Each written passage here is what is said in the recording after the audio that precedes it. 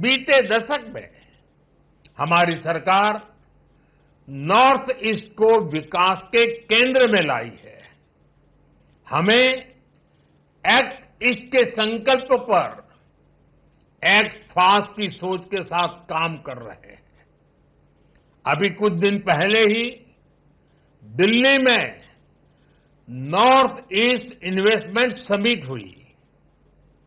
इसमें देश के बड़े बड़े इंडस्ट्रियलिस्ट, बड़े बड़े इन्वेस्टर शामिल हुए। उन्होंने सिक्किम सहित पूरे नॉर्थ ईस्ट में बहुत बड़ी इन्वेस्टमेंट की घोषणा की है। इससे आने वाले समय में सिक्किम के नॉर्थ ईस्ट के नौजवानों के लिए यहीं पर रोजगार के अनेक बड़े अवसर तैयार होने वाले हैं। साथियों, आज के इस कार्यक्रम में भी सिक्किम की फ्यूचर जर्नी की एक झलक मिलती है। आज यहां सिक्किम के विकास से जुड़े अनेक प्रोजेक्ट्स का शिलान्यास और लोकार्पण हुआ है। इन सारे प्रोजेक्ट से यहां हेल्थ केयर, टूरिज्म, कल्चर और स्पोर्ट्स की सुविधाओं का विस्तार होगा। मैं आप सभी को इन सारे प्रोजेक्ट्स के लिए ढेर सारी बधाई देता हूं। साथियों, सिक्किम समेत पूरा नॉर्थ ईस्ट नए भारत की विकास गाथा एक चमकता अध्याय बन रहा है। जहां कभी दिल्ली से दुनिया विकास की राह में दीवार थी, अब वहीं से अवसरों के नए दरवाजे खुल रहे हैं। इसका सबसे बड़ा कारण है यहां की कनेक्टिविटी में जो बदलाव आ रहा है। आप लोगों ने तो अपनी आंखों के सामने ये परिवर्तन होते देखा है। एक समय था जब पढ़ाई के लिए, इलाज के लिए, रोजगार के लिए कहीं पर भी आना जाना बहुत बड़ी चुनौती था। लेकिन बीते 10 वर्षों में स्थिति काफी बदल गई है। इस दौरान सिक्किम में करीब 400 किलोमीटर के नए नेशनल हाईवे, विकसित भारत का निर्माण 4 मजबूत पिलर्स पर होगा। ये पिलर्स हैं गरीब, किसान, नारी और नौजवान।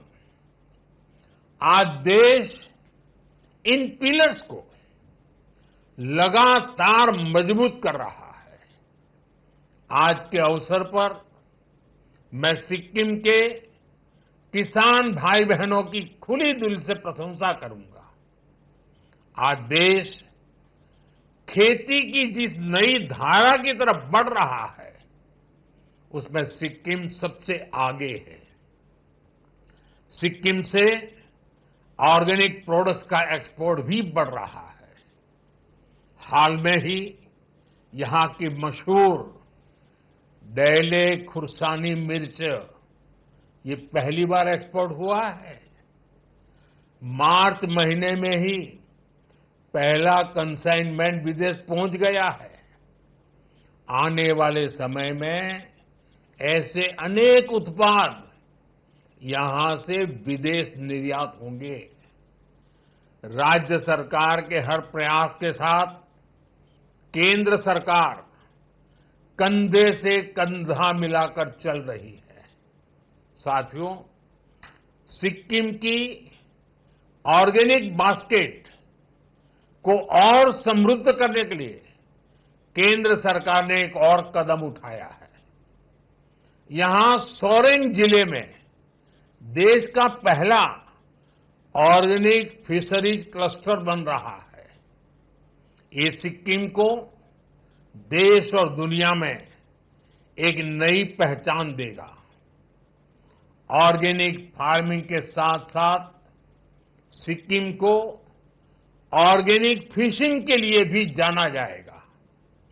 दुनिया में ऑर्गेनिक फिश और फिश प्रोडक्ट की बहुत बड़ी डिमांड है। इससे यहां के नौजवानों के लिए मछली पालन के क्षेत्र में नए मौके मिलेंगे। साथियों, अभी कुछ दिन पहले ही दिल्ली में नीति आयोग की गवर्निंग काउंसिल की बैठक हुई है। इस बैठक के दौरान मैंने कहा है, हर राज्य को अपने यहां एक ऐसा टूरिस्ट डेस्टिनेशन डेवलप करना चाहिए जो इंटरनेशनल लेवल पर अपनी पहचान बनाए। अब समय आ गया है, सिक्किम सिर्फ हिल स्टेशन नहीं, ग्लोबल टूरिज्म डेस्टिनेशन बने। सिक्किम के सामर्थ्य का कोई मुकाबला ही नहीं है। सिक्किम टूरिज्म का कंप्लीट पैकेज है। यहां प्रकृति भी है, अध्यात्म भी है, यहां झीलें हैं, झरने हैं, पहाड़ है और शांति की छाया में बसे बौद्ध मठ भी है। Kanchenjunga national park, UNESCO world heritage site, Sikkim की इस धरोहर पर सिर्फ भारत नहीं, पूरी दुनिया को गर्व है।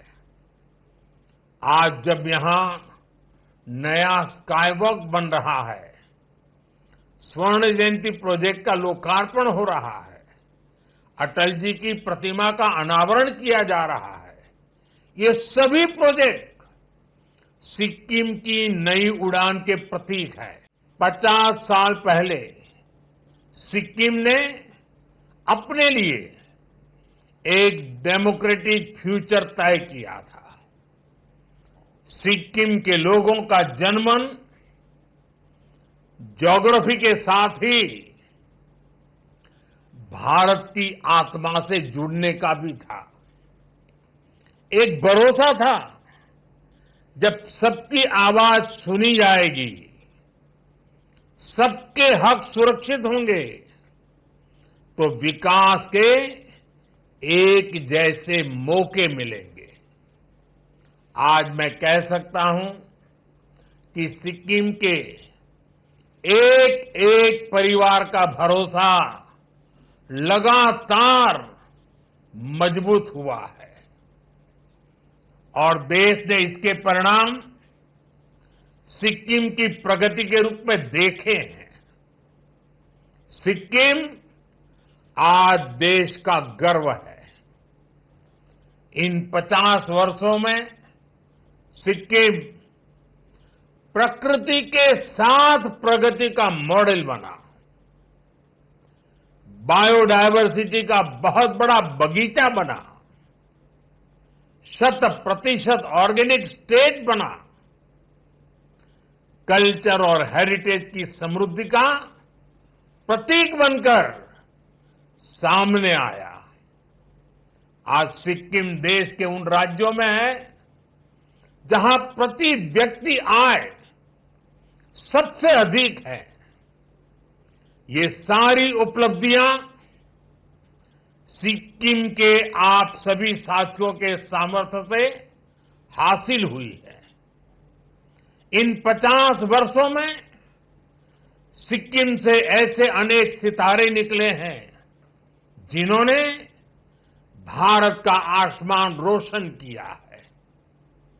यहां के हर समाज ने सिक्किम की संस्कृति और समृद्धि में अपना योगदान दिया है। साथियों, 2014 में सरकार में आने के बाद मैंने कहा था, सबका साथ सबका विकास। भारत को विकसित बनाने के लिए देश का संतुलित विकास बहुत जरूरी है।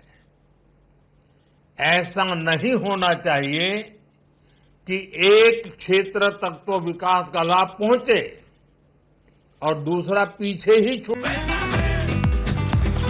ये स्टाइल का मामला है। रूपा फ्रंटलाइन।